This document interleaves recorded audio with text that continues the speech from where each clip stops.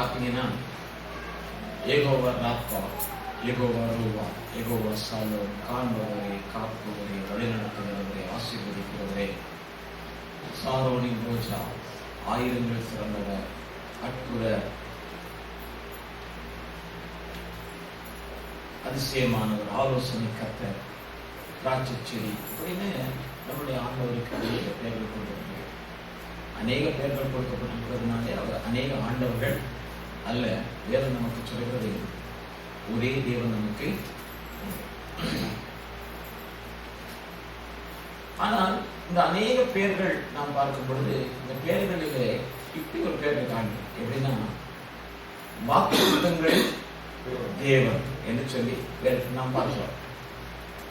வாக்குத்தத்தங்களின் தேவன் என்று ஏன் இருக்கிறது சொன்னால் நம்முடைய ஆண்டவர் வாக்குத்தத்தை நிறைவேற்ற வல்லவராக. அவரால் முடியாத காரியம் ஒண்ணுமே எதை சொன்னாரோ ஆண்டவரை நிச்சயமாக நிறைவேற்றுகிற ஒரு ஆண்டவராக இருக்கிறார். எனக்கு அருமையான கர்த்தருடைய பிள்ளை, அன்பான தேவச்சனமே, இன்னைக்கு வாக்குத்தத்தத்தை நிறைவேற்ற முடியாத ஒரு பலவீனமான ஒரு தெய்வமா இருந்தால் நாம் அவர்கள் சொல்லி அவரை அழைக்க முடியாது இல்லையா? ஒரு மனிதன் அழைக்கலாம், அந்த மனிதன் அதை செய்து முடிப்பான் என்று சொன்னால் அவனை நாம் புகழலாம். இன்றைக்கு பெயர்கள் ஒவ்வொரு வித்தியாசமாக ஜனங்களுக்கு வைப்பாங்க. ஆனா வேதத்துல இருக்கிற பெயர்களுக்கு எல்லாமே அர்த்தம் இருக்கிறது. எந்த சந்தர்ப்பத்திலே எப்படிப்பட்ட சூழ்நிலை அந்த பெயர்கள் வைக்கப்பட்டது என்று சொல்லி நாம் அறிவோம். நம்ம ஆண்டவர் சொன்னா யெகோவா ராப்பா அப்படின்னா இன்னைக்கும் அவர் நினைக்கிறாரு சுகம் கொடுக்கிற ஒரு தெய்வமாகவே இருக்கிறார். யெகோவா சாலோம் என்று சொன்னா சமாதான தேவன் அப்படின்னு பார்க்கிறோம். யெகோவா ஈரே அப்படின்னு சொல்லும்போது கர்த்தருடைய பர்வதத்திலே பார்த்துக்கொள்ள, இப்படி அநேக காரியங்களை நாம் வேதத்திலே நாம் ஆண்டவரை குறித்து பார்க்கிறோம். ஆனா மனுஷன் என்ன செய்வான்னு சொன்னா அவன் வாக்கு கொடுத்தால் அந்த வாக்கை நிறைவேற்றவே மாட்டான். 10 மணிக்கு வாங்க, எத்தனை மணிக்கு வரும் தெரியுமா? 11 மணி வரைக்கும் பார்த்து வர 12 மணிக்கு வந்தாலும் கூட என்ன சொல்லுவான், நான் வந்தது லேட்டா போயிருச்சு மன்னிச்சிருங்க அப்படி சொல்லுவான். நான் வர்றதுக்கு லேட்டா போன காரணம் என்ன தெரியுமா அப்படின்னு தான் சொல்லுவான். நான் வர்றதுக்கு உண்டான காரணம் என்னன்னு சொல்லி ஏதாவது ஒரு நியாயப்படுத்துகிற காரியத்தை சொல்லுவான். சொல்லி அந்த காரியத்திலே என்ன செய்வான்னு சொன்னா அவன் தப்பித்துக் கொள்ளுவான். ஆனால் அந்த காரியத்தை நிறைவேற்றுகிற ஒரு காரியம் இருக்காது. அதான் நம்ம வேதத்துல பார்க்கிறோம், மனுஷன் அவனை போல இல்ல தேவன். ஏனென்றால் வேதம் சொல்கிறது தேவன் மனமாறுகிறதுக்கு மனுஷன் அல்ல, அவர் சொன்னதை நிச்சயமாக என்ன செய்வார், நிறைவேற்றுகிறவராகவே இருக்கிறார். எனக்கு அருமையான கர்த்தருடைய பிள்ளை, அன்பான தேவச்சனமே, அப்ப தேவன் இந்த நாளிலே நம்முடைய வாழ்க்கையிலே அவர் சொன்ன காரியங்கள் எல்லாவற்றையும் நிறைவேற்ற உண்மையுள்ளவராக இருக்கிறார். நமக்கு எதையெல்லாம் ஆண்டவர் எழுதி வைத்தாரோ அத்தனையும் நாம் சுதந்திரித்துக் கொள்ளத்தான் கர்த்தர் எழுதியிருக்கிறார். எனவே ஆண்டவர் அதை நிறைவேற்றுவார் என்று உங்களிலே எத்தனை பேர் விசுவாசிக்கிறீர்கள் என்று சொன்னா எல்லாரும் விசுவாசிக்கிறீர்கள். எனக்கு அருமையான கர்த்தருடைய பிள்ளை, அன்பான தேவச்சனமே, தீத்துனுடைய புத்தகத்துல 1ஆம் அதிகாரம் 3ஆம் வசனத்தை நீங்க வாசித்தீங்கன்னா தெரியும், பொய்யுரையாத தேவன் என்று எழுதப்பட்டிருக்கிறது. என்ன எழுதியிருக்கு?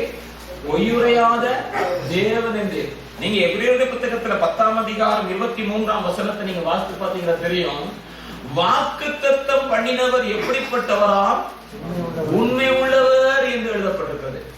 அவர் வாக்கு மாறவே மாட்டார். எனக்கு அருமையான கர்த்தருடைய பிள்ளை, அன்பான தேவச்சனமே, இந்த வருஷம் முடிகிறதுக்கு இன்னும் 2 மாதங்கள் தான் இருக்கிறது இல்லையா? 10வது மாதத்துல இருக்கிறோம். 12ஆம் மாதத்துல என்ன செய்ய போறோம்? நாம் போறோம். ஆனா இந்த 2 மாதத்திலும் கூட நீங்கள் பெற்ற வாக்குத்தத்தங்களை நிறைவேற்றி கொடுக்க ஆண்டவர் உண்மையுள்ளவராக இருக்கிறார். இந்த வருஷத்தின் ஆரம்பத்தில் இருந்து சிலருடைய வாழ்க்கையிலே ஆண்டவர் அதை நிறைவேற்றி இருக்கிறார். ஆனால் சிலருடைய காரியங்கள் தாமதித்துக் கொண்டிருக்கிறது. அது எப்பொழுது செய்ய வேண்டும், எப்படி செய்ய வேண்டும் என்கிறதை கர்த்தர் அறிந்திருக்கிறார். ஆனாலும் பொய்யுரையாத தேவன், அழைத்த தேவன், உண்மை உள்ள தேவன் தான் சொன்னபடியே நம்முடைய வாக்குத்தத்தத்தை நம்முடைய வாழ்க்கை நிறைவேற்றுவார் என்பதை மட்டும் நான் அறிந்திருக்கிறேன். அதான் வேதத்துல நீங்க பாத்தீங்கன்னாக்கும் அப்போஸ்தலர் நடவடிக்கைகள் புத்தகம் 7ஆம் அதிகாரத்துல, அப்போஸ்தலர் நடவடிக்கைகள் புத்தகம் 7ஆம் அதிகாரம் 17ஆம் வசனத்தை நீங்க வாசித்து பார்த்தீங்கன்னா வாக்குத்தத்தமானது நிறைவேறத்தக்கதான ஒரு காலத்துக்குள்ளே நாம் வந்திருக்கிறோம் இல்லையா? வாக்குத்தத்தம் சமீபமாக வந்துருச்சு. கர்த்தர் எதையெல்லாம் நமக்கு வாக்கு பண்ணினாலும் அதையெல்லாம் கர்த்தர் நிச்சயமாக நம்முடைய வாழ்க்கையிலே நிறைவேற்ற உண்மையுள்ளவராயிருக்கிறார்.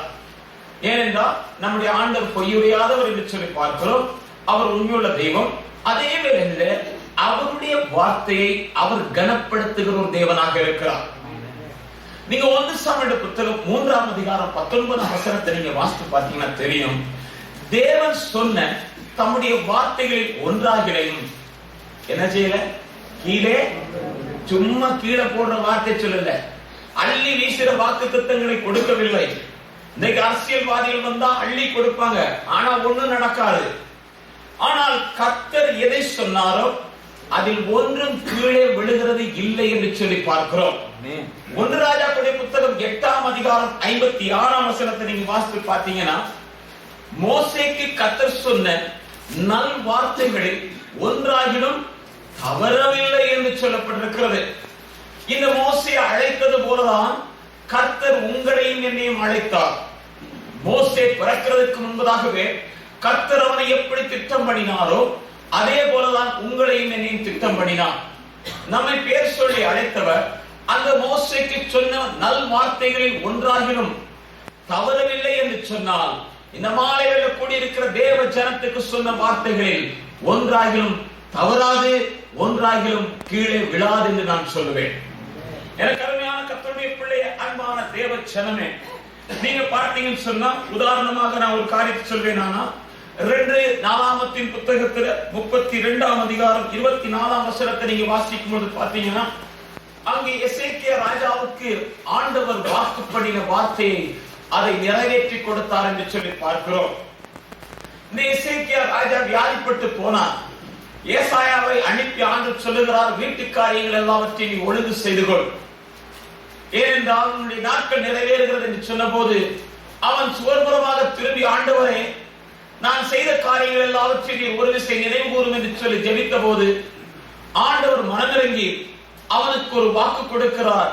அந்த வாக்கு என்னவென்று சொன்னால், உன் ஆயுசு நாட்களிலே 15 வருடத்தை உனக்கு நான் கூட்டி கொடுக்கிறேன். தேவன் அவனுக்கு சொன்ன வாக்குத்தத்தத்தை நிறைவேற்றி இருப்பாரே. ஆனால் இன்றைக்கு தெரிந்து கொள்ளப்பட்ட தம்முடைய ஜனம், ரட்சிக்கப்பட்ட தம்முடைய ஜனம், இரத்தத்தால் மீட்டுக் கொள்ளப்பட்ட தம்முடைய ஜனத்துக்கு எந்த வாக்குறுதியை ஆண்டவர் கொடுத்தாரோ அந்த வாக்குறுதியை கர்த்தர் நிறைவேற்ற உண்மையுள்ளவராய் இருக்கிறார். எனக்கு அருமையான கர்த்தருடைய பிள்ளை, அன்பான தேவ ஜனமே, இந்த வருஷ ஆரம்பத்துல உங்களுக்கு யார் யாரெல்லாம் வாக்குத்தத்தம் கொடுத்திருப்பாங்க. அதே வேளையில சபையில நாங்க என்ன செய்கிறோம் என்று சொன்னா, வாக்குத்தத்த அட்டைகளை வைத்து ஜெபம் பண்ணி நீங்க ஒரு வாக்கு எடுத்துக்கங்க அப்படின்னு சொல்றோம் இல்லையா? வாக்க நீங்க எடுத்துக்கொள்ளுங்க அப்படின்றோம். நம்முடைய அநேக வாக்குத்தத்தங்களை எடுத்திருப்பீங்க. எத்தனை பேர் அதை வச்சு ஜெபம் பண்றீங்க? எத்தனை பேர் அது நிறைவேறும் என்று விசுவாசிக்கிறீங்க? எத்தனை பேர் அதுக்காய் காத்திருக்கிறீங்க? அதுக்காய் காரியங்களை செய்கிறவர்களுடைய வாழ்க்கையிலே கர்த்தர் அந்த வாக்குத்தத்தத்தை நிறைவேற்ற உண்மையுள்ளவராய் இருக்கிறார். நீங்க பார்த்தீங்கன்னு சொன்ன, இந்த சபை ஆரம்பிக்கப்பட்ட நாள்ல இந்த சபைக்கு என்ன பெயர் வைக்கிறது அப்படின்றது எனக்கு ஒரு கேள்வி இருந்தது. அந்த கேள்வி இருக்கும் பொழுது நான் ஆண்டவர்கிட்ட கேட்டேன், ஆண்டவரே என்ன பெயர் வைக்கிறது அப்படின் போது ஆண்டவர் எனக்கு ஒரு சொப்பனம் காட்டினார். அதுல பாஸ்டர் தயாளனும் பாஸ்டர் ஆல்பர்ட் ஜெபனாயும் 2 பேரும் சேர்ந்து ஒரு உலகத்தை கையிலே வைத்துக் கொண்டு பெத்தேல் என்று சொல்லுகிறார்கள். அப்ப இந்த பெயர் உலகமெல்லாம் தெரிய போகிறது, உலகமெல்லாம் போறதுன்னு ஆண்டு சொல்றாரு. ஆனா இது எப்படி நடக்கும், எந்த மாதிரி நடக்கும்ன்றது தெரியாது.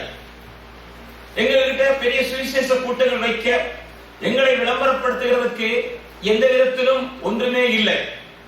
கீழே அந்த கராஜுக்குள்ளதான் இருந்து நாங்க ஆராதிக்கிறோம்.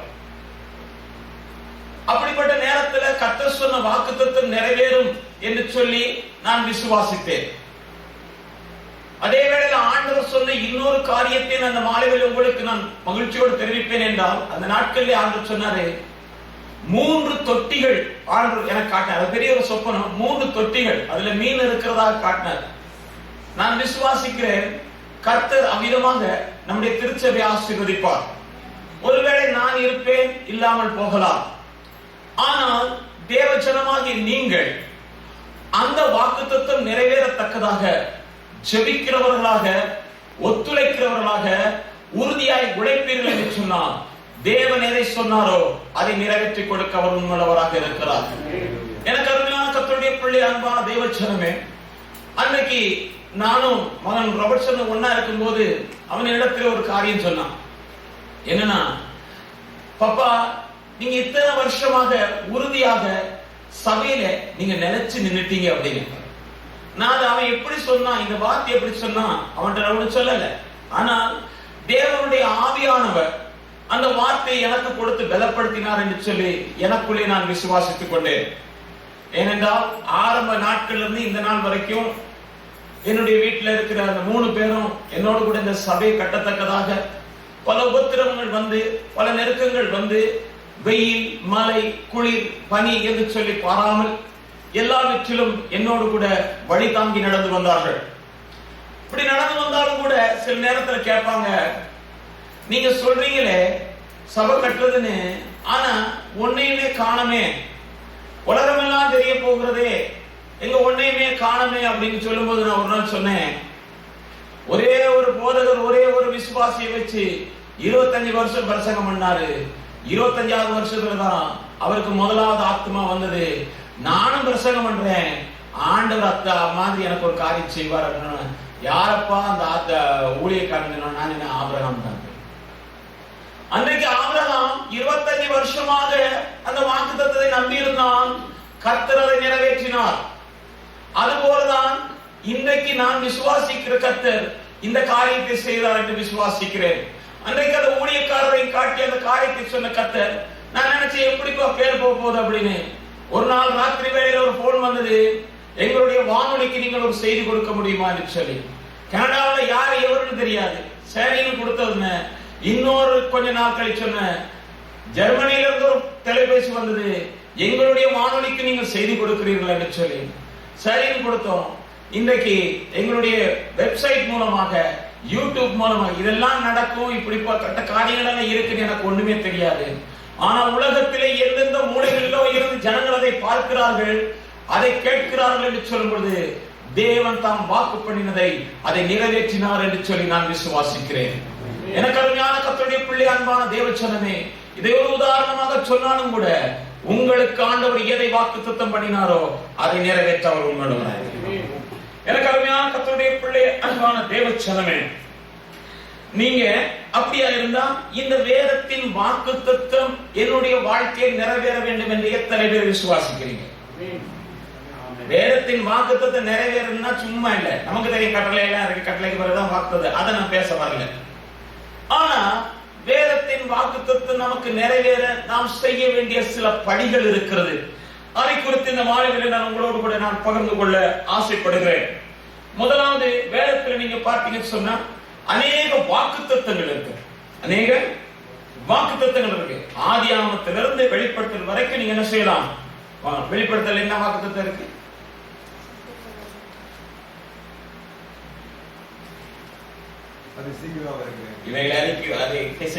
சீக்கிரமா வருது.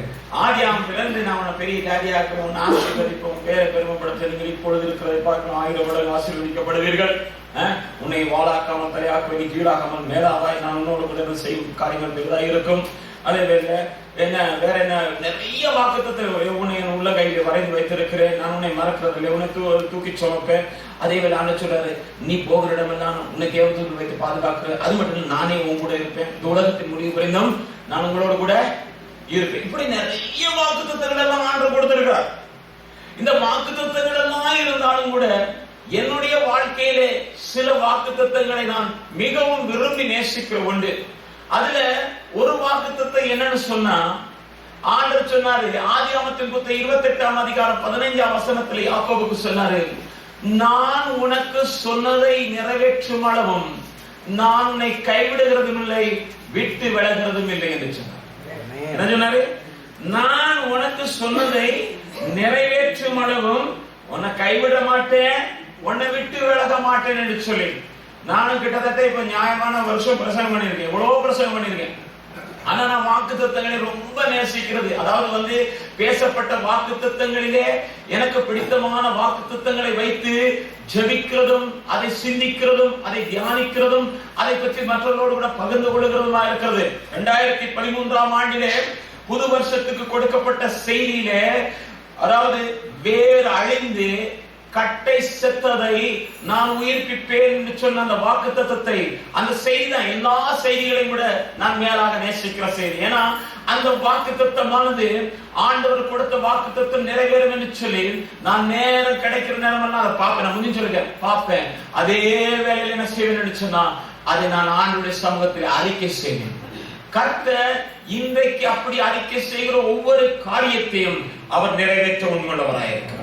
எனக்கு அருமையான கர்த்தருடைய பிள்ளை, அன்பான தேவச்சனமே, அப்ப இந்த வாக்குத்தத்தத்தை நான் உனக்கு சொன்னதை நிறைவேற்றும் மூலம் உன்னை கைவிடுகிறதும் இல்லை என்று சொன்னாரே, இந்த வாக்குத்தத்தத்தை போல நீங்கள் அநேக வாக்குத்தத்தங்களை பெற்றிருப்பீங்க. இன்னைக்கு கேட்டா எத்தனை பேர் தெரியாது சொல்லுவீங்க, புது வருஷம் என்ன வாக்குத்தத்தம் பெற்றீங்க?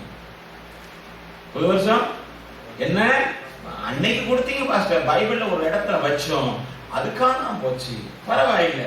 ஆனாலும் இப்ப சொல்ற வாக்குத்தத்தையாக கர்த்தர் நிறைவேற்றுவார். எனக்கு அருமையான கர்த்தருடைய பிள்ளை, அன்பான தேவச்சனமே, முதலாவது நாம் பார்க்கணும் என்ன தெரியுமா? ஒரு வாக்குத்தத்தத்தை பெற்றுக்கொண்டால் அந்த வாக்குத்தத்தத்தை சுதந்திரிக்கிறதுக்கு முன்பதாக அந்த வாக்குத்தத்தத்தை பயத்தோடும் பக்தியோடும் கூட நம்முடைய கரங்களிலே பெற்றுக்கொள்ளணும். பாருங்க, வாக்குத்தத்த அட்டையை கொடுத்து என்ன செய்வாங்க தெரியுமா? தாய் தகப்பன் செய்வாங்க, பிள்ளைகளுக்கு கொடுப்பாங்க. எதையாவது வச்சு விளையாடு, எதை கொடுப்பாங்க? வச்சு விளையாடு. தாய் தகப்பன் கொடுத்தாலும் கூட ஓரளவு மன்னிச்சாலும் கூட சிலர் மற்றவங்க பிள்ளைகிட்ட இதை எடுத்து விளையாடு. நான் கேட்கிறேன், பர்ஸ்ல ஒரு 1000 ரூபாய் எடுத்து கொடுப்பியா? விளையாட 1000 ரூபாய் கொடுக்குறான், 10 ரூபாய் கொடுப்பியா? 10 ரூபாய், அட்லீஸ்ட் ஒரு 10 ரூபாய் கொடுப்பியா? கர்த்தருடைய வார்த்தை அற்பமா எண்ணப்படுகிறது. ஏன்னா சில்லறை கொடுத்தா புள்ள முழுங்கிரும், தாளை கொடுத்தா கிழிச்சிருமே, நஷ்டமாயிரும். வெள்ளியை போல புடமிடப்பட்ட கர்த்தருடைய பொன்னான வார்த்தைகள், அவைகளுக்கு ஜீவன் இருக்கிறது என்பதை விசுவாசிகள் உணரும் வரையிலும் தேவனுடைய வார்த்தை ஒருபோதும் கிரியை செய்யாது. பயத்தோடும் பக்தியோடும் கூட தேவனுடைய வார்த்தையை நாம் கடைபிடிக்கிறவர்களாய் காணப்படலாம். என் கரம் இவைகள் எல்லாவற்றையும் சிருஷ்டித்தது, ஆனால் என் வார்த்தைக்கு பயந்து நடுங்கிறவரையே நான் கண்ணோக்கி பார்ப்பேன் என்று ஆண்டவர் சொல்லுகிற ஏசாயா தீர்க்கதரிசன புத்தகத்தில் 64ஆம் அதிகாரம். எனக்கு அருமையான கர்த்தருடைய பிள்ளையே, அப்ப இந்த வாக்குத்தத்தத்தை குறித்து, தேவனுடைய வார்த்தை குறித்து வேதம் சொல்லும் போது சொல்லுகிறது. உபாகமத்தின் புத்தகத்துல 6ஆம் அதிகாரம் 7-8 வசனங்களை நாம் வாசிக்கும் போது பார்க்கிறோம்.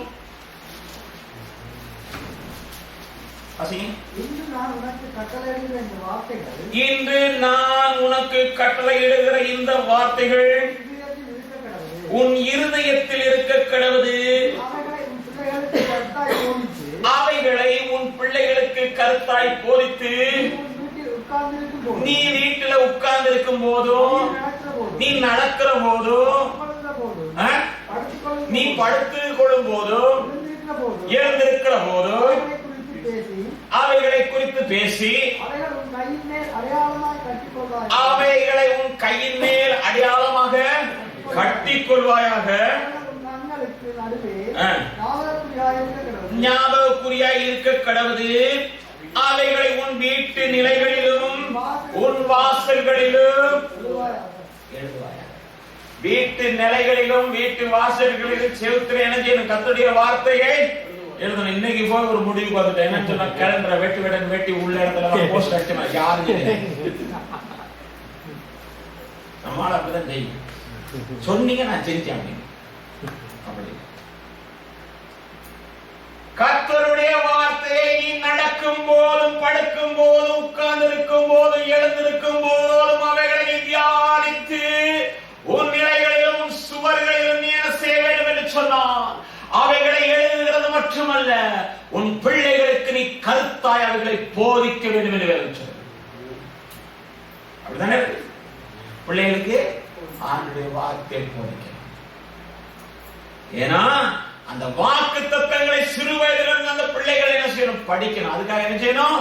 பிள்ளைகளுக்கு பிச்சு சாப்பிடுறதுக்கு கொடுக்கணும், பிள்ளைகள் கிழித்து விளையாட கொடுக்கணும்.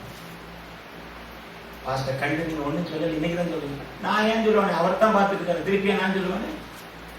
இன்னைக்காவது எல்லாரும் வாக்கு தத்தம். நான் நேற்று கூட உட்கார்ந்து இருந்து சபையை குறித்த வாக்கு தத்தத்தை இன்னொரு முறை படிச்சு பார்த்தேன். ஆண்டு சொன்னது வேர் பெற்றும் ஆடல் பாடல் சத்தம் கேட்கும், சபை கிடப்படும். அதை பார்த்து ஒரு சந்தோஷம்.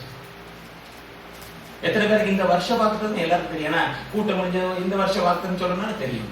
ஒவ்வொரு வாக்கு தத்தத்தை நீங்க பிடித்து ஜெபம் பண்ண ஆரம்பிக்கணும். அதை சொல்ல ஆரம்பிங்க. காரியத்தினர் சும்மா உங்க கையில அந்த வாக்குத்தத்தம் வரலங்க. கர்த்தருடைய பிள்ளை, அன்பான தேவச்சரமே, அப்ப என்ன செய்யணும்? கர்த்தருடைய வார்த்தை. இன்னொரு வசனத்தை நீங்க வாசித்து பாத்தீங்கன்னா என்னாமத்தின் புத்தகத்துல என்னாமத்தின் புத்தகம் 15ஆம் அதிகாரம் 38, 39 வசனங்கள் வாசிக்கும் பொழுது ஒரு காரியத்தை நீங்க பார்த்தீங்கன்னு சொன்னா, ஆண்டவர் சொல்றாரு, நீ இஸ்ரவேல் ஜனங்களுக்கு ஒரு காரியம் சொல்லணும்ப்பா. அந்த இளநீல நாடாவை வஸ்திர தொங்கலிலே போட்டுக்கொள்ள வேண்டும். சோரமாய் போகிற நேரம், அல்லது நீ சோர்ந்து போகிற நேரம், நீ பலவீனப்பட்டு போகிற நேரம், நீ கர்த்தரை விட்டு போகிற நேரத்துல நீ அவைகளை பார்க்கும் பொழுது நீ உற்சாகம் அடையத்தக்கதாக, நீ மனம் திரும்பத்தக்கதாக அவைகளை நீ என்ன செய்ய வேண்டும்? போட்டுக்கொள்ள. இன்னைக்கு இஸ்ரவேல் தேசத்துல போய் பாத்தீங்கன்னா வரிசையா கொடி போட்டிருக்கலாம், பாத்துறீங்க தானே? வெள்ளை கொடி அப்படியே பறக்கும். அதுல ஒரு நட்சத்திரம், தாவீதுடைய நட்சத்திரமும் அந்த கொடியில. மேல இளநீல நாடா, கீழே இளநீல நாடா. அவன் சத்துரு வரும்பொழுது அந்த கொடியை பார்த்தா தேவன் எனக்காய் யுத்தம் பண்ணுவார்னு சொல்லி இன்றைக்கு நினைக்கிறான். கர்த்தர் அந்த வார்த்தையை உறுதிப்படுத்திக் கொண்டு இருக்கான். சும்மா ஆண்டவர் எதை எழுதி வைக்கலங்க. இன்னைக்கு இஸ்ரவேல் உலகத்துல ஏன் தெரியுமா? அவன் தேவனுடைய வார்த்தையை சரியாக, அவன் பழைய பாட்டுக்காலத்துக்கு பரிசுத்தமானான், அப்படியே பின்பற்றான். இளநீல நாடாவை போட்டு பார்த்துக்கிட்டே இருக்கான். பில்டிங் எல்லாத்திலையும் இருக்கும், பறந்துகிட்டே இருக்கும். அப்படியே இப்படி ஒண்ணு இப்படி இப்படி இப்படியே பறந்துகிட்டு இருக்கும். ஏன் தெரியுமா? கர்த்தர் சொன்ன வார்த்தை. இன்னைக்கு கர்த்தர் சொன்ன வார்த்தை அப்படி உறுதியாக பிடிக்கிற கர்த்தருடைய பிள்ளையே, வாக்கு தத்தங்களில் தேவன் பொய்யுரையாத தேவன், உண்மையுள்ள தேவன், அதை நிறைவேற்ற உண்மையுள்ளதாக. அப்ப வாக்கு தத்தம் நிறைவேற வேண்டுமானால் திருப்பிக் கொள்வோம் நாம் செய்ய வேண்டிய காரியங்கள்.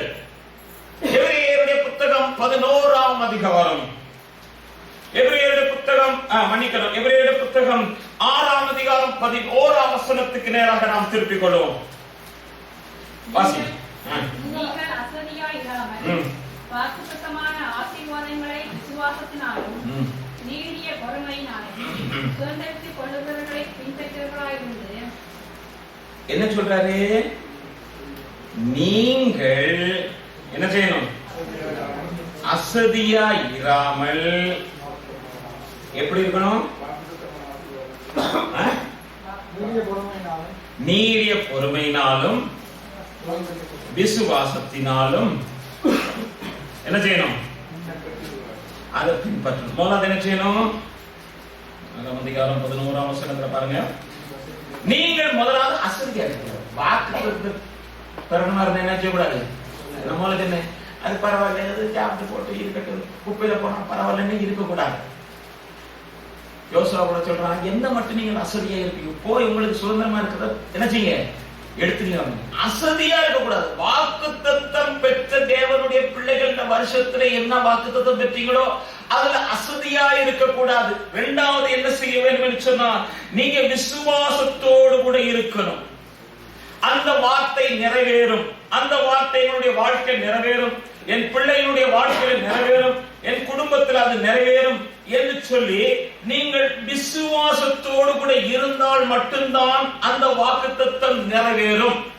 அடுத்தது அதே வசனத்தில் நீங்க பார்க்கும் பொழுது அசதியா இருக்காம விசுவாசத்தோடு கூட அந்த ஆசீர்வாதத்தை பெற்றுக் கொள்ளத்தக்கதாக நீங்க எப்படி இருக்கணும் சொன்னா, பொறுமையா இருக்கணும். அப்படித்தானே போட்டிருக்கு இருக்கா? பொறுமையா இருக்கணும். பொறுமையா இருந்தாதான் கிடைக்கும் ஆசீர்வாதம். கடந்த காலம் கூட சொன்னது போல உட்காரையும் பழகணும், நிக்கவும் நேரம் பழகணும். தேவனுடைய பிள்ளைகள் காத்திருக்கிறவர்களாக இருக்கணும்.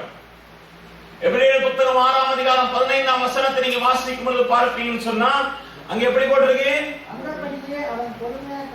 அந்தபடியே அவன் பொறுமையாய் காத்திருந்து வாக்கு தத்தம் பண்ணப்பட்டதை பெற்றான். எப்ப பெற்றானா? பொறுமையா காத்திருந்து. எங்க காத்திருக்கிறது? எங்க காத்திருக்கிறது? தேவ சமூகத்தில் காத்திருக்க பழகணும். லூக்கா நற்செய்தி நூல் 18ஆம் அதிகாரத்துல 7-8 வசனம் நினைக்கிறாங்க. நீங்க பாத்தீங்கன்னா எப்படி போட்டிருக்கு தெரியுமா? தம்மிடத்தில் வேண்டிக் கொள்கிறவர்களுக்கு நீடிய பொறுமையோடு கூட இருந்துதான் ஆண்டவர் பதில் கொடுப்பார். நம்ம வேகத்துக்கு அவசரத்துக்கு என்ன செய்ய மாட்டாரு, பதில் கொடுக்கவே மாட்டார். உம்முடைய சிநேகிதனாகிய லாசரு மரிக்க இருக்கிறார், ஓடி வாரும் என்று சொன்னால் செய்தி கேட்டாருன்னா லேட்டா தான் வரும். ஏன்னா எப்ப வரணும், எப்படி வரணும், வரும் பொழுது என்ன நடக்கும் என்கிறதை அவரை தவிர வேறு ஒருவரும் அறியார். வாக்குத்தத்தத்தை எப்ப நம்ம வாழ்க்கையில நிறைவேற வேண்டும் என்கிறதை அவர் அறிவார்.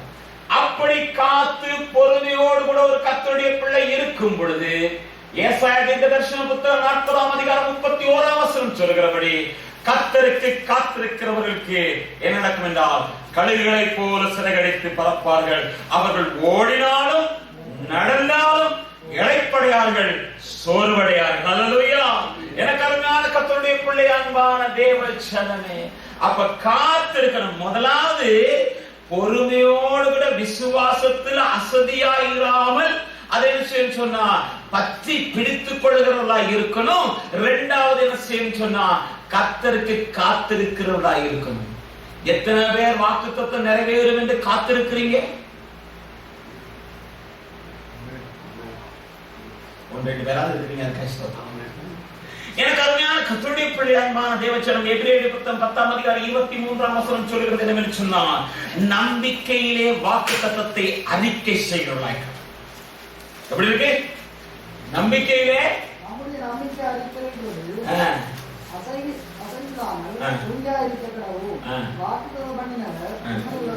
என்னது? நம்பிக்கையில என்ன செய்யணும்? நம்பிக்கையில அறிக்கை செய்யணும். இயேசு எனக்கு தருவார், கர்த்தர் எனக்கு தருவார், தேவன் அதை நிச்சயமாய் நடத்துவார். நம்முடைய அறிக்கை உண்மையில் நல்லா இருக்கணும். தேவனிடத்தில் இருக்கிற கர்த்தருடைய பிள்ளைகளுக்கு அறிக்கை நல்லா அறிக்கணும். இங்க வந்து பாஸ்டர் ஜெபராஜ் அருமையான ஒரு காரியத்தை கற்றுக் கொடுத்தாரு. எனக்கு ரொம்ப பிடிச்சிருந்தது. என்னன்னா, தாவீது ஆடு மேய்ச்சிக்கிட்டே இருந்தான். மேய்ச்சிக்கிட்டே இருக்கும் போது யுத்த களம் எப்படி இருக்குன்னு தெரியாது, யுத்தம் எப்படி இருக்குன்னு தெரியாது, போர் சேவர்கள் எப்படி இருப்பாங்க ஒண்ணுமே தெரியாது. ஜெய ஜெயன் போட்டாலே என்ன போட்டான்னு சொன்னா, உம்மாலை நான் ஒரு சேனைக்குள் பாய்வேன், உம்மாலை ஒரு மதிலை தாண்டுவேன், நேரம் வந்தவுடனே சேனைக்குள் பாய்வேன். அப்படித்தானே? கோலியாத்தை பார்த்தா சேனைக்குள் ஓடி போய் தலையை வெட்டினான். பிள்ளையே, நீ செய்கிற அறிக்கை தான் உன்னுடைய வாழ்க்கையில அற்புதத்தை கொண்டு வரும். ஆமென். எனக்கு அருமையான கர்த்தருடைய பிள்ளை, அன்பான தேவச்சனமே, முதலாவது அசதியா இருக்க கூடாது, விசுவாசத்தோடு கூட இருக்கணும். இரண்டாவது பொறுமையோடு கூட காத்திருக்கணும்.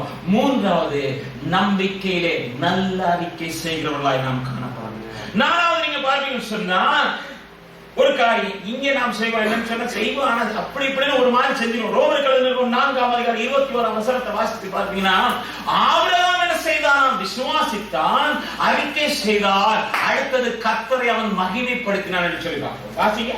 தேவன் வாக்குத்தத்தம் பண்ணினதை நிறைவேற்ற வல்லவராய், தேவன் வாக்குத்தத்தம் பண்ணினதை நிறைவேற்ற வல்லவராய் இருக்கிறார் என்று முழு நிச்சயமாய் நம்பி, முழு நிச்சயமாய் நம்பி தேவனை மகிமைப்படுத்தி, தேவனை மகிமைப்படுத்தி. அப்ப முழு நிச்சயத்தோடு கூட அவன் என்ன செய்தானாம்? தேவனை மகிமைப்படுத்தினான்.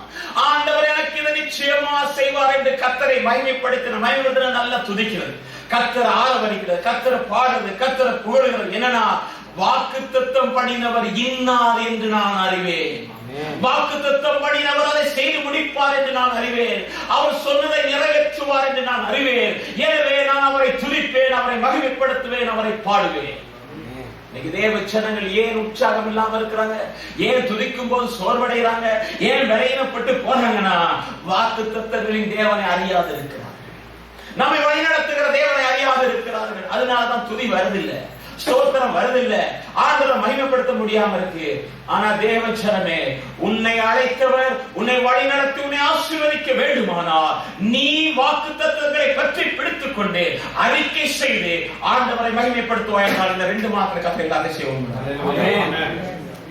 எனக்கு அருமையான கர்த்தருடைய பிள்ளை, அன்பான தேவச்சனமே, அடுத்தது நம்ம எல்லாரும் என்ன செய்வோம்னா விசுவாசத்தில் அறிக்கை பண்ணுவோம், பொறுமையா இருப்போம், கர்த்தரை துதிப்போம். இப்ப செய்ய வேண்டிய வேலையை செய்தால்தான் கர்த்தர் செய்வார். வாக்குத்தத்தத்தை நிறைவேற்ற உண்மையுள்ளவராக வாசிக்கலாம். எபிரேயர் 10:36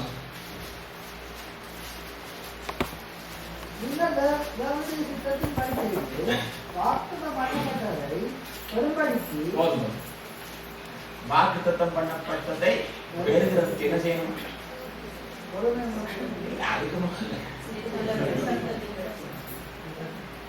வாக்குத்தத்தை நிறைவேறணும் என்ன செய்யணும்? யார் சித்தம் செய்யணும்? தேவ சித்தத்தை செய்தால் வாக்குத்தத்தை கர்த்தர். ஆனா நாம் என்ன சொல்லுவோம்? நம்ம சித்தத்தின்படி நாங்க செய்யறோம், கர்த்தர் வாக்குத்தத்தை நிறைவேறா. அது சொன்னாரு, நான் தனியா இருக்கல, என் பிதா என்னோட இருக்கிறாரு, நான் அவருக்கு பிரியமானதை செய்கிறபடியால் அவர் என்னோட கூட இருக்கிறார், என் போஜனம் என்னவென்றால் அவருடைய சித்தம். தேவ சித்தம் என்னது?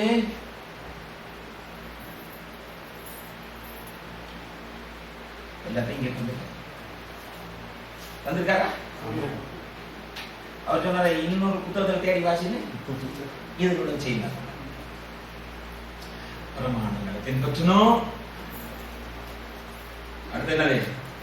கர்த்தருடைய வாக்கின் சொல்லுக்கு கீழ்ப்படிந்தான் அவருடைய சித்தம். பாருங்க, இயேசு கிறிஸ்து சொல்லுங்க, ஒரு ஜெபம் சொல்லி சொன்னாரே, பரலோகத்தில் உங்களுடைய சித்தம் இங்க என்ன செய்யணும்? சித்தம் எங்க இருக்கு? அதை எங்க கொடுத்துருக்காரு? அப்ப இதுல இருக்கிறது நம்ம என்ன செய்யணும்? இதை செய்தா ஓட்ட எல்லா ஆமேனுக்கும் கர்த்தர் பதிலளித்து வாக்குத்தத்தத்தை நிறைவேற்றுவார். எத்தனை பேர் விசுவாசிக்கிறீங்க? எனக்கு அருமையான கர்த்தருடைய பிள்ளை, அன்பான தேவச்சனமே, இப்ப நாம் பார்த்ததெல்லாம் என்னன்னா அதுக்கு ஏற்ற காரியங்களை பார்த்தோம். இப்ப நாம் பார்க்க போவது காரியம் என்னவென்று சொன்னா, வாக்குத்தத்தம் நிறைவேறின அல்லது நிறைவேற தடையா இருக்கிற காரியங்கள் எப்படிப்பட்டது என்று 3 பேரை உங்கள் மத்தியிலே நான் வைக்க வாஞ்சிக்கிறேன். வாசிப்போம் என்று சொன்னால், ஆதியாகமத்தின் புத்தகம் 12ஆம் அதிகாரம் 1-3 வரைக்கும் வாசிங்க. கர்த்தர் ஆபிரகாமை நோக்கி, நீ உன் தேசத்தையும் உன் இனத்தையும் உன் தகப்பனுடைய வீட்டையும் விட்டு புறப்பட்டு நான் உனக்கு காண்பிக்கும் தேசத்துக்கு போ. நான் உன்னை பெரிய ஜாதியாக்கி உன்னை ஆசீர்வதித்து உன் பேரை பெருமைப்படுத்துவேன். நீ ஆசீர்வாதமாய் இருப்பாய். உன்னை ஆசீர்வதிக்கிறவனை ஆசீர்வதிப்பேன், உன்னை சபிக்கிறவனை சபிப்பேன். பூமியில் உள்ள வம்சங்கள் எல்லாம் உனக்குள் ஆசீர்வதிக்கப்படும் என்றார். என்ன அருமையான வாக்குத்தத்தம்! நாம என்ன செய்வோம்? இந்த 2ஆம் வசனத்தை வைத்து என்ன செய்வோம்? ஜெபம் பண்ணுவோம். நல்லது. எனக்கு அருமையான கர்த்தருடைய பிள்ளை, அன்பான தேவச்சனமே, 11ஆம் அதிகாரத்தை நாம் பார்க்கும்போது 30ஆம் வசனம் என்ன நினைக்கிறாங்க பாத்தீங்கன்னா, சாராளுக்கு பிள்ளை கிடையாது. இப்ப ஆண்டவர் ஆபிரகாமை கூப்பிடுறாரு. ஆபிரகாம், என்ன ஆண்டவரே, நீ வா, நான் உன்னை பெரிய ஜாதியாக்க போறேன், உன்னை ஆசீர்வதிக்க போறேன், உன் பேரை பெருமைப்படுத்த போறேன், பூமியில் உள்ள வம்சங்கள் எல்லாம் உனக்குள்ள ஆசீர்வதிக்கப்படும் அப்படின்ற ஒரு பெரிய பட்டியலை ஆபிரகாம் கொடுக்கிறார். ஆபிரகாம் விசுவாசிக்கிறார். விசுவாசித்தோட வந்து மனைவியாகிய சாராளை பற்றி சொல்றாரு, ஆண்டவர் என்னோடு கூட பேசிட்டாரு, வா போ அப்படின்னு எந்த வார்த்தையும் பேசல. சரிங்க, நான் வர்றாத்தா அப்படின்னு சேர்ந்து வந்துட்டாங்க. இப்ப தகப்பனும் லோத்துவும் என்ன செய்கிறாங்கன்னு சொன்னா பாக்குறாங்க. சரி, நாங்க தான் இங்க இருந்து என்ன இருக்கு, சரி நாங்களும் சேர்ந்து வருகிறோம் என்று சொல்லி வருகிறார்கள். வந்தா இப்ப என்ன நடக்குது? ஆபிரகாமை கர்த்தர் அழைக்கும் போது எத்தனை வயசு? 75 வயது. 12ஆம் அதிகாரம் 4ஆம் வசனத்தை நீங்க வாசித்து பார்க்கும்போது அங்க தெரியும், ஆபிரகாமுக்கு 75 வயது. ஆனா ஆண்டவர் ஆபிரகாம் சொன்னாரு, நான் உன்னை ஆசீர்வதிப்பேன்னு சொன்னாரு. அது கர்த்தர் செய்தாரு. அவன் ஒரு பெரிய செல்வ சீமானாக ஆசீர்வதித்தார் என்று சொல்லி பார்க்கிறோம். பூமி தாங்கக்கூடாத ஒரு ஆசீர்வாதம் என்று சொல்லி பார்க்கிறோம். அங்க போயிட்டு பார்த்தா பெண் பார்க்க போன இடத்துல அவன் வேலைக்காரன் எப்படி சொல்லுகிறான்னு சொன்னா, என் ஆண்டவனை அவருடைய ஆண்டவர் எப்படி வச்சிருக்கிறாரு, பெரிய சீமானாய் பொன்னும் வெள்ளியும் உடைய ஒரு சீமானாக அவரை வைத்திருக்கிறார், அவருக்கு எந்த குறையும் இல்லை என்று சொல்லுகிறார். அமிதமான ஆசீர்வாதங்களை நான் அவனை ஆசீர்வதித்தார். வாக்குத்தத்தத்தின் ஒரு பகுதி நிறைவேறிவிட்டது. இரண்டாவது நீங்க பார்த்தீங்கன்னு சொன்னா, நீங்க பார்த்தீங்கன்னா 15ஆம் அதிகாரத்துல நீங்க பார்க்கும் பொழுது இந்த ஆபிரகாம் எதை உறுதிப்படுத்தப்பட்ட அந்த வாக்குத்தத்தத்தை அறிக்கை செய்கிறவனாக, கர்த்தரை துதிக்கிறவனாக, விசுவாசிக்கிறவனாக, பொறுமையோடு கூட 10 வருஷம் காத்திருக்கிறவனாக இருக்கிறான். நீங்க அங்க பாத்தீங்கன்னா 15ஆம் அதிகாரத்துல ஆண்டவர் பலி கொடுக்கிறார் இல்லையா? பலி கொடுத்து எல்லாம் செய்து கர்த்தர் அவரை பேசி அந்த 15ஆம் அதிகாரத்தின் கடைசி வசனத்தை மட்டும் ஒரு முறை வாசியுங்கள். நல்ல முதிர் வயதிலே அடக்கம் பண்ணப்படுவாய். அது முதல்ல உள்ள வசனம். நீ சமாதானத்தோட உன் பிதாக்களிடத்தில் சேருவாய். நல்ல முதிர் வயதிலே அடக்கம் பண்ணப்படுவாய். 16ஆம் அதிகாரம் 15. இந்த தேசத்தை உன் சந்ததிக்கு கொடுத்தேன் என்றார். என்னது பெற்றாச்சா? தேசத்தை உன் சந்ததிக்கு. இப்ப வயசு எத்தனை தெரியுமா உனக்கு? 85 வயசு. 10 வருஷம் கர்த்தரை விசுவாசிக்கிட்டு இருக்கான். கர்த்தரை ஆசீர்வதிப்பார், கர்த்தரை ஆசீர்வதிப்பார். இப்ப ஆண்டு சொல்றாரு, எம்மோர் எரேபியர் அவங்க எல்லாம் துரத்தி விட்டுட்டு அந்த தேசத்தை நான் உனக்கு கொடுப்பேன், சந்ததி கொடுப்பேன்ப்பா, கொடுத்துட்டேன், அதுல எந்த மாற்றமே இல்லை அப்படின்ட்டாரு. ஆபிரகாம் வீட்டுக்கு வர்றாரு. ஒரு இப்படி எப்படி வந்து மனைவி சாராளை பார்த்து சொல்றாரு, கர்த்தர் சொன்னதை எப்படி நிறைவேற்றிடுவாரப்பா. வானத்து நட்சத்திரத்தை காட்டினாரு, பூமி மணலை காட்டினாரு, கர்த்தர் நிச்சயமாக சந்ததி 10 வருஷம். சில நேரங்களில் விசுவாசிகள் அப்படித்தான், சரியா கர்த்தரோடு கூட இருக்கிற ஒரு குறிப்பிட்ட காலம் இருக்கிறது. 16ஆம் அதிகாரம் 2 வசனத்தை வாசித்தீங்கன்னு சொன்னா அங்க என்ன நடக்குன்னா, சாராய் குறிப்பிடுறான். எப்படி சொல்றா, கர்த்தர் உன்னை ஆசீர்வதிக்கிறது நல்லதான்ப்பா, உன்னை நட்சத்திரத்தை மாதிரி ஆசீர்வதிப்பாரு, மணலை மாதிரி ஆசீர்வதிப்பாரு. வீட்டுக்குள்ள ஆசீர்வாதம் இருக்கு, வீட்டுக்குள்ள ஆசீர்வாதம். அடிமை பெண்ணோடு கூட நீ சேரும், அவள் மூலமா தான் சந்ததி வரணும். தேவ பிள்ளையே, தேவ பிள்ளையே, தேவ திட்டத்தை ஒழிக்க நினைக்காதே, தேவன் பண்ணின வாக்குத்தத்தத்தை முறிக்க நினைக்காதே. ஒரு சிலருக்கு சேர்த்து வச்சுக்க. 16ஆம் அதிகாரம் 16ஆம் வசனத்தை நீங்க வாசிக்கும் பொழுது பாத்தீங்கன்னா, வீட்டுக்குள்ள பிறந்தது சுதந்திரவாளி அல்ல, ஒரு மாம்சம் பிறந்தது. 16ஆம் அதிகாரம் 16ஆம் வசனத்துல இல்லையா? இஸ்மவேல் யாரு? மாம்சம். மாம்சம் வீட்டுக்குள்ள வந்தா தகராறு. இஸ்மவேல் வளர்ந்தான், வாக்குத்தத்தம் பண்ணப்பட்டதை எடுத்துக் கொண்டிருந்தான். அவ என்ன தெரியுமா செஞ்சா? உள்ள உண்டானு சொல்லிட்டா. நான் யாரு தெரியுமா உனக்கு? நான் யாரு தெரியுமா? இதுல நல்லா கவனிச்சீங்க. ஒரு வசனம் என்ன தெரியுமா? எப்ப பிள்ளை பிறந்துச்சு? 86ஆவது வயசுல. அடுத்த வசனம் போனீங்கன்னா 17ஆம் அதிகாரத்துல 99ஆவது வயசுல தான் கர்த்தர் பேசுகிறார். 14 வருஷம் ஆபிரகாமுக்கும் தேவனுக்கும் இடையில ஒரு தொடர்பு இல்லாமல் போனது.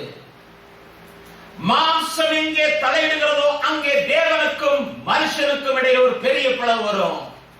செபிக்க முடியாது, வேதம் வாசிக்க முடியாது, ஆத்தும ஆதாயப்படுத்த முடியாது, கர்த்தருக்கு நல்ல சாட்சியோடு கூட ஜீவிக்க முடியாது. என்ன தெரியுதா? புருஷனையும் தேவனையும் பிரிச்சு வச்சுட்டா. ஆனால் இரக்கத்தின் ஐஸ்வர்யமும் அன்பின் தேவனும் மனதுருக்கம் உள்ளவர். ஆபிரகாம் விட்டு போயிட்டான், ஆண்டவரும் போயிட்டாரு. ஆண்டவர் பேசல. அவரை எத்தனை நாளைக்கு பேசுவான்?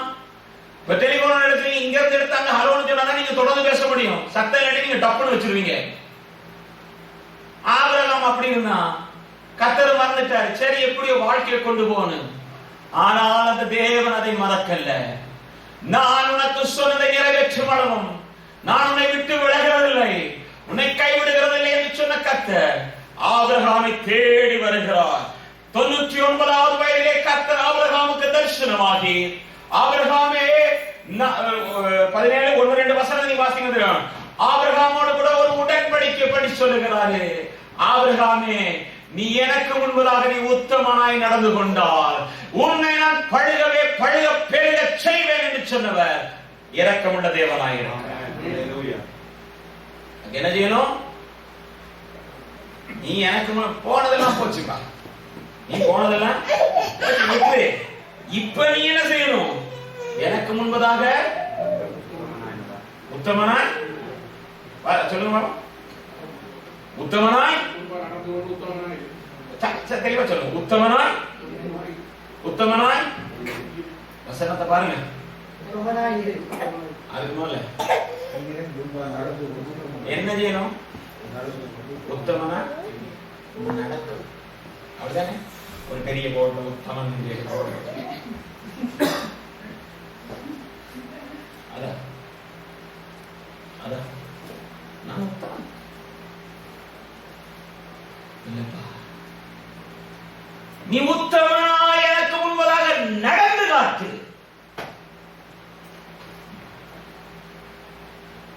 எனக்கு அருமையான கர்த்தருடைய பிள்ளையே, ஆபிரகாம் தேவனை விசுவாசித்தான். ஆபிரகாம் வசதியாயிராதபடிக்கு அந்த வாக்குத்தத்தத்தை அறிக்கை செய்தார். ஆபிரகாம் வசதியாயிராதபடிக்கு வாக்குத்தத்தத்தை அறிக்கை செய்த அவன் அதற்காய் பொறுமையாய் காத்திருந்தான். அந்த பொறுமையாய் காத்திருந்த அவன் கர்த்தரை மகிமைப்படுத்தினான். இப்ப என்ன செஞ்சானா? கர்த்தரோடு செய்த உடன்படிக்கை உடைச்சோம். அவ்வளவுதானே? கர்த்தரோடு செய்த அநேக வாக்குத்தத்தங்கள் நிறைவேறாமல் இருக்கிறது. நீ கர்த்தருடைய உடன்படிக்கை உடைத்து போட்டிருப்பாய் என்றால், யாத்ராகமத்தின் புத்தகம் 32ஆம் அதிகாரம் 19ஆம் வசனம் என்ன நினைக்கிறது? எப்படி இருக்குன்னா, மோசே மலையிலே இருந்து கொண்டு வந்த அந்த கற்பனை படைகளை கொண்டு வரும் பார்க்கும் பொழுது கீழே டான்ஸ் பண்ணி கண்ணுக்குட்டிக்கு ஆராதனை செய்து என்ன செய்தார்கள் என்று சொன்னால், நடனம் ஆடி கூத்தாடி கொண்டிருக்கும் பொழுது மோசே தேவ வைராக்கியம் தான் கொண்டான். என்னன்னா, எகிப்து தேசத்துல அடிமையா அழுதுகிட்டு கிடந்தீங்களே, கர்த்தர் ஓங்கிய பேட்டினாலும் பலத்த கரத்தினாலும் உங்களை விடுதலை செய்து கொண்டு வந்த கர்த்தரை மறந்து இன்னைக்கு கண்ணுக்குட்டிக்கு ஆராதனை செய்து கொண்டிருக்கிறீர்கள் என்று சொல்லி அந்த பலகையை ஓங்கி அடித்து அதை உடைத்து போட்டான் என்று சொல்லி பார்க்கிறோம்.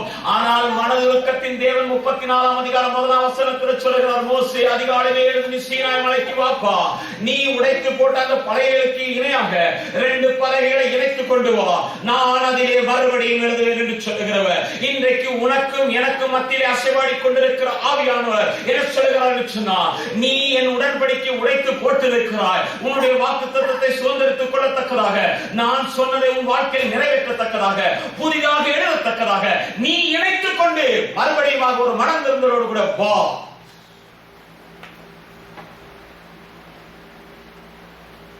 சும்மா வாக்குத்தத்தம் பைபிள் சேர்ச்சுக்கு போனேன் வந்தேன் இருந்தேன் அந்த கதையில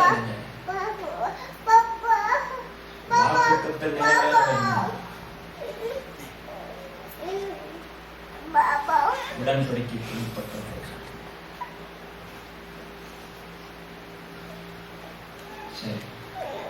புதிதா வந்தவங்க கேட்பீங்க, பழைய ஆளுகளுக்கு தான் வேதம் எல்லாம் தெரியும்.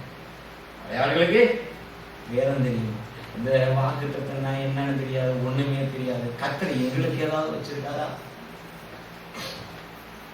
கேட்கறது நியாயம் தானே. சங்கீதம் 90 நீங்க வாசித்தீங்க, அதை சொல்றேன். முதல்ல நீங்க பாத்தீங்கன்னா எரேமியா தீர்க்கதரிசன புத்தகம் 33ஆம் அதிகாரம் 3ஆம் வசனத்துல, என்னை நோக்கி கூப்பிடு, நீ அறியாத உனக்கு எட்டாத பெரிய காரியங்கள் உனக்கு என்னது உனக்கு சொல்லி தருவது அறிவிப்பேன், என்ன ஏதுன்றது உனக்கு அறிவிப்பேன். சங்கீதம் 50:15 என்ன தெரியுமா சொல்றாரு? ஆபத்து காலத்துல என்னை நோக்கி கூப்பிடு, நான் உன்னை விடுவிப்பேன், நீ என்னை மகிமைப்படுத்த. சங்கீதம் 91ஆம் சங்கீதத்துல இன்னைக்கு நீங்க வாசித்தீங்க பாருங்க, அங்க என்ன பண்றது? நீ என்னை நோக்கி கூப்பிடு, அப்பொழுது பாருங்க 12ஆம் வசனம், அவன் என்னை நோக்கி கூப்பிடுவான், நான் அவனுக்கு மறு உத்தரவு வரல செய்து ஆபத்தில் நானே அவனோடு இருந்து அவனை தப்புவித்து அவனுக்கு கூப்பிடு. ஆபத்து நேரத்தில் வருவேன் உனக்கு அனுப்ப. புதிதாக வந்திருக்கிற கர்த்தருடைய பிள்ளையே, ஆண்டவராக இயேசு கிறிஸ்துவை நீங்க கூப்பிடுவீங்கன்னு சொன்னா, முழு மனதோடு கூப்பிடுவீங்கன்னா, முழு இருதயத்தோடு கூப்பிடுவீங்கன்னா, ஆண்டவர் ஆபிரகாமுக்கு சொன்னது போல உன் இனத்தையும் உன் ஜனத்தையும் உன் தேசத்தையும் விட்டு பிரிந்து நான் காண்பிக்கிற தேசத்துக்கு போய் என்று சொல்லி சத்திய பாதையில் நடக்கத்தக்கதாய் உங்களுக்கு நீங்கள் ஒப்பு கொடுப்பீர்கள் என்று சொன்னோம். தேவன் இந்த வார்த்தை நிறைவேற்றும். இல்ல லோத்து மாதிரி அங்க போறது கஷ்டமாக்கி அடுத்த ஊருக்கு போற நாள் பழைய தேவனுடைய வார்த்தை ஒருபோதும் தரையிலே விடாது. தேவனுடைய வார்த்தை ஒருபோதும் தவறாது. கர்த்தர் மோசேக்கு சொன்ன நல் வார்த்தைகளில் ஒன்றாகிலும் தவறவில்லை. இந்த மாலைகளிலே கூட இருக்கிற கர்த்தருக்குள்ளே வாக்குத்தத்தங்களின் தேவன், பொய் உரையாத தேவன், உனக்கு சொன்னதை நிறைவேற்றும் நினைக்கிறேன். எனக்கு அருமையான கர்த்தருடைய பிள்ளை, அன்பான தேவச்சனமே, அப்ப ஆபிரகாம் இங்க உடைச்சு போட்டாரு. இன்னொரு காரியத்தை பார்ப்போம். வாசிக்கலாம். ஆதியாகமத்தின் 25ஆம் அதிகாரம் 23ஆம் வசனம். அதற்கு கர்த்தர், இரண்டு ஜாதிகள் உன் கற்பத்தில் உண்டாயிருக்கிறது, இரண்டு வித ஜனங்கள் உன் வயிற்றிலிருந்து பிரியும், அவர்களில் ஒரு ஜனத்தார் மற்ற ஜனத்தாரை பார்க்கிறோம் பலத்திருப்பார்கள், மூத்தவன் இளையவனை சேவிப்பான் என்றார். இங்க நமக்கு தெரியும், ரெபேக்காள் போய் ஆண்டவரிடத்துல விசாரிக்கிறார். ஆண்டவரே, ரெண்டு பிள்ளைங்க வயிற்றுல மோதிக்கிட்டு இருக்கு, என்ன நடக்குமோ தெரியாது அப்படின்னு போது ஆண்டு சொல்றாரு, இளையவனை நான் பெரிய ஆள் ஆக்குவேன், மூத்தவன் அவனை சேவிப்பான் அப்படின்னு சொன்னார். இது என்னது? வாக்குத்தத்தம். இந்த வாக்குத்தத்தத்தை கேட்டு அவர் என்ன செய்திருக்க வேண்டும்? வாக்குத்தத்தம் நிறைவேறத்தக்கதாக பொறுமையோடு கூட காத்திருந்து அசதியாய் இராமல் அதை அறிக்கை பண்ணி கர்த்தரை துதித்து கர்த்தருடைய உடன்படிக்கையிலே நிலைத்திருந்திருக்கணும். ஆனா என்ன தெரியுமா செய்தா?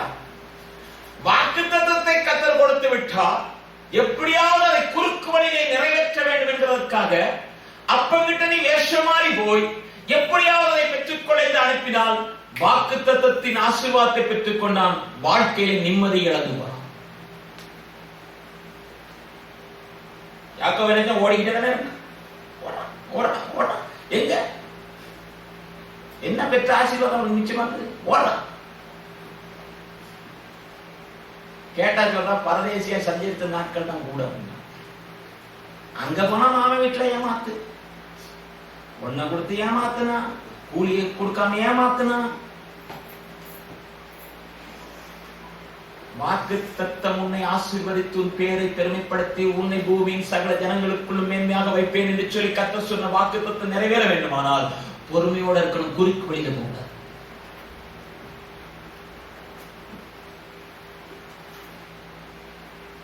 கொடுக்கணும். எல்லா ஆசீர்வாதம் கர்த்தர் கொடுக்கிற போலதான் இருக்குங்க. எது கர்த்தர் வர்றது ஆசீர்வாதம் நினைச்சுக்கணும். இன்னொரு காரியத்தை நாம் பார்க்க வேண்டாம்.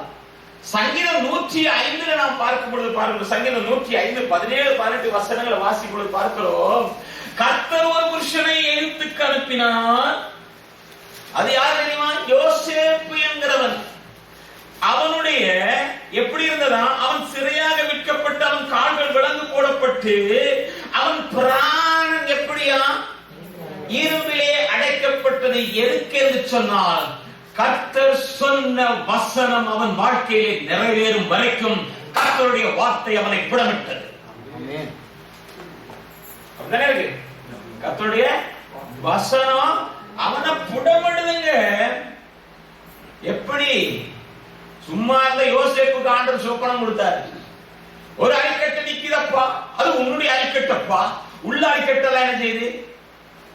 கீழே விழுந்துக்கிறாங்க. ஓ, நல்ல அருமையான சொல்ல. அப்புறம் என்ன காட்டினாரு? சூரியனும் சந்திரனும் நட்சத்திரங்களும் வந்து வணங்குறது போல வாக்குத்தத்தத்தை ஆண்டவர் கொடுத்துட்டாரு. ஒன்னும் உயர்த்த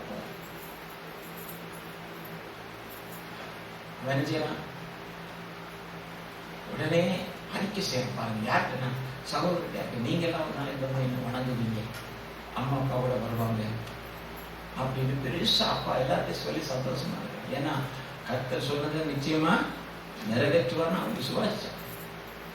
ஆனா என்ன வந்து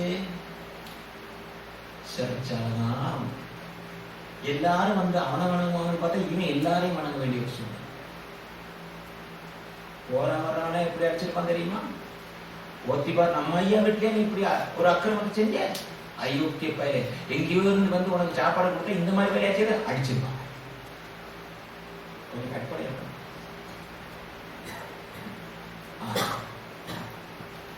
யோசிப்பு ஒரு காரியத்தை கர்த்தருடைய வசனம் எனப்படும். கர்த்தருடைய வசனம் எனப்படுது. என் பிராணன் அடைக்கப்பட்டிருக்கு, என் கால்கள் விலங்கு போடப்பட்டிருக்கு.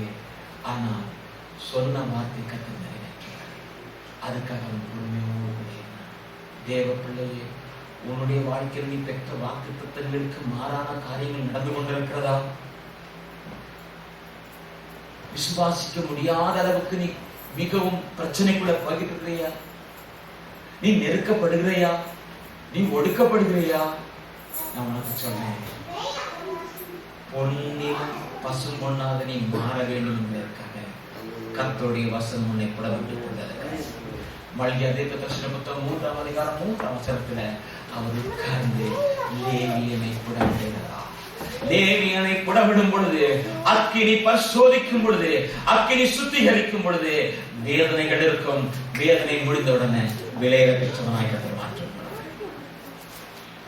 ஏன் இந்த பிரச்சனை வந்துச்சு, ஏன் துன்பம் வந்துச்சு, என்னை உயர்த்தபடியாய் வந்தது, என்னை மகிமைப்படுத்தபடியா. அவன் என்னை நோக்கி கூப்பிடுவான், நான் அவனை விடுவித்து அவனை நான் மகிமைப்படுத்துவேன்.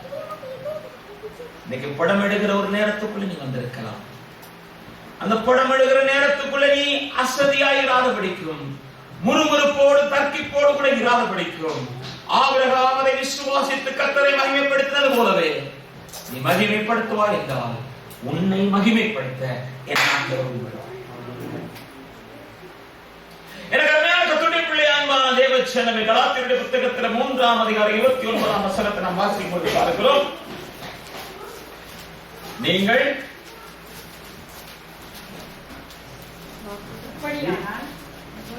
3ஆம் அதிகாரம் 29ஆம் வசனம், நீங்கள் கிறிஸ்துவினுடையவர்களானால் ஆபிரகாமின் சந்ததியாராயும் வாக்குத்தத்தத்தின்படியே சுதந்திரருமாய் இருக்கிறீர்கள். எனக்கு அருமையான கர்த்தருடைய பிள்ளையான தேவ ஜனமே, நீங்க இன்னொரு வசனம் இருக்கு அப்படின்னா, சந்ததிகளுக்கு என்று எழுதாதபடிக்கு உன் சந்ததிக்கு என்று எழுதியிருக்கிறார். கிறிஸ்துவே அந்த சந்ததி. அப்ப நாம் கிறிஸ்துவர்கள், இந்த கிறிஸ்துவை உடையவர்களானால் நான் ஆபிரகாமின் வாக்குத்தத்தம் பண்ணப்பட்ட சந்ததியும் சுதந்திரருமாய் இருக்கிறோம். எத்தனை பேர் விசுவாசிக்கிறீங்க? எனக்கு அருமையான கர்த்தருடைய பிள்ளை, அன்பான தேவ ஜனமே, நாம் சுதந்திரர்கள் ஆனால் நாம் பிள்ளைகள் என்று வேதம் சொல்லுகிற ரோமர்கள் 8ஆம் அதிகாரம் 17ஆம் வசனத்தை வாசிக்கும் போது பாத்தீங்கன்னு சொன்னா எப்படி இருக்கு? நாம் பிள்ளைகள் ஆனால் சுதந்திரருமாமே, சுதந்திரருமாமே, தேவனுடைய சுதந்திரரும். நாம் பிள்ளைகளானால் நாம் எப்படிப்பட்ட சுதந்திர, எப்படிப்பட்ட சுதந்திர, எப்படிப்பட்ட பிள்ளைகள்? வாசிப்போம். கலாத்தியர் 4ஆம் அதிகாரம் 25ஆம் வசனம். சகோதரரே, நாம் ஈசாக்கை போல வாக்குத்தத்தத்துக்கு பிள்ளைகளாய் இருக்கிறோம். எப்படிப்பட்ட பிள்ளைங்க நாங்க? அப்ப சுதந்திரராக இருக்கிற நாம் யாரு? வாக்குத்தத்தத்தின் பிள்ளைகளாய் இருக்கிறோம். ஆபிரகாமுக்கு எத்தனை மனைவி?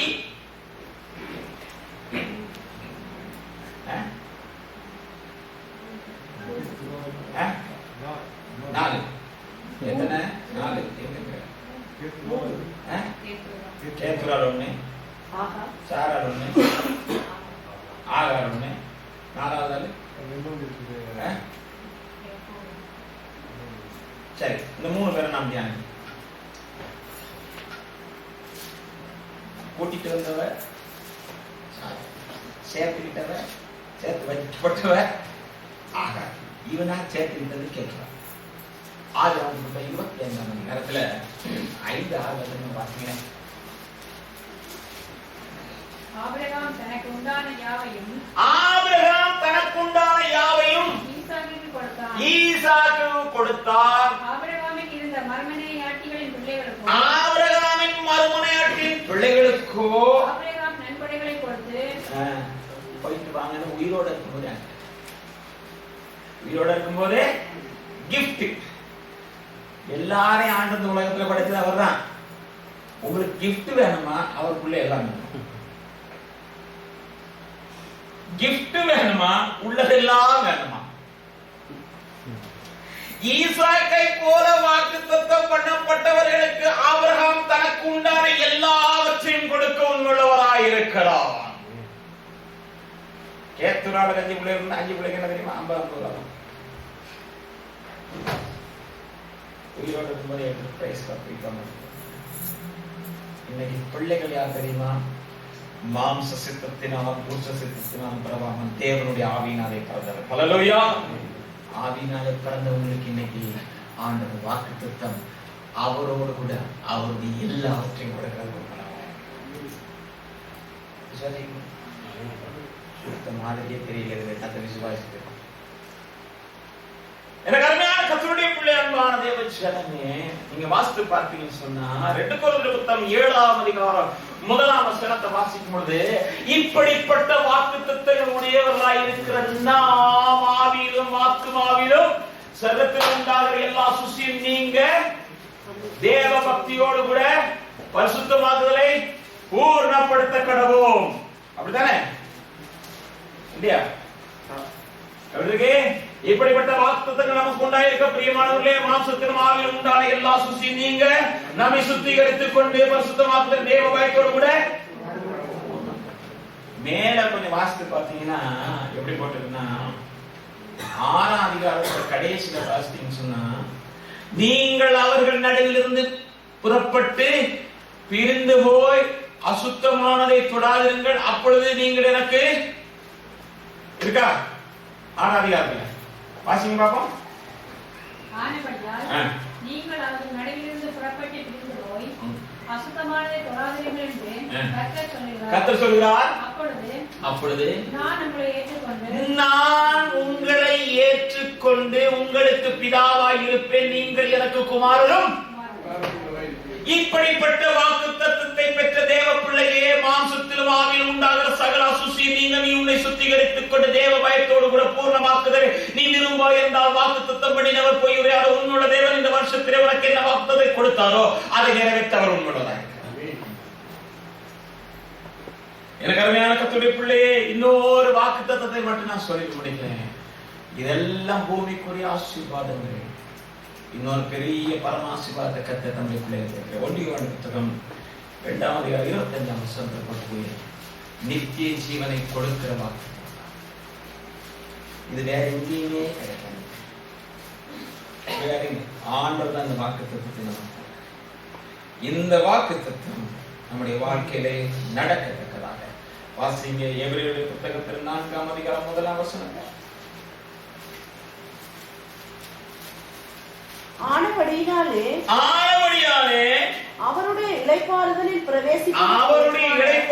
பிரவேசிப்பதற்கு ஏதுவான வாக்குத்தத்தம் நமக்கு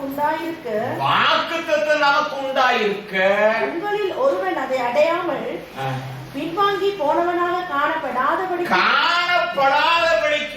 பயந்திருக்கணும். இதுதான் பெரிய வாக்குத்தத்தங்கள். நமக்கு கார் கிடைக்குது, வீடு கிடைக்குது, அது கிடைக்குது, இது கிடைக்குது, எல்லாம் பூமிக்குரிய ஒரு ஆசீர்வாதங்க. அது இன்னைக்கு இருக்கும், நாளைக்கு இல்லாம போயிடும். ஆனா மேலான ஆசீர்வாதம் என்ன தெரியுமா? அவருடைய இளைப்பாறுதலை பங்கடை. அவருடைய இளைப்பாறுதல பங்கடையும் பரலோகத்துல போய் அவரோடு கூட உட்காரு. அது இழந்து போயிடக்கூடாதுன்னு கண்ட மாதிரி அசதியா இருக்க சொல்லல, பயத்தோடு இருக்க முடியாது. பயத்தோடு பக்தியோடு இந்த ஓட்டத்தை முடிக்கிறார்.